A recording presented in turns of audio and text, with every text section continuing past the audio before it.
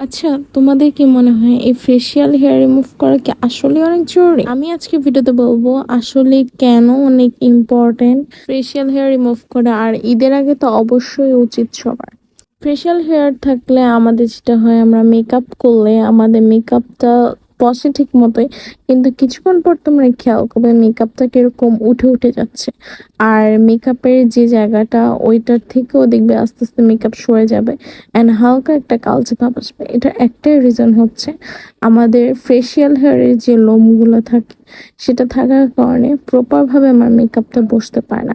Hand makeup দেওয়ার ফলে কিছুক্ষণ পরে নোটিস করবা যে তোমার মেকআপটা কালচে হয়ে গেছে অ্যান্ড অলসো মেকআপটা মানে উঠে উঠে যাচ্ছে। তো অবশ্যই মেকআপ করার জন্য হলো তোমাদের হেয়ারটা রিমুভ করা লাগবে। আর যত দামি ফাউন্ডেশন দাও না কেন, তোমাদের ফেশিয়াল হেয়ার রিমুভ না করার ফলে তোমাদের এই মেকআপ আস্তে আস্তে অক্সিডাইজ করবেই বা একটা কালচে ভাব। তো অবশ্যই ইম্পর্টেন্ট হচ্ছে ফেশিয়াল হেয়ারটা রিমুভ করা।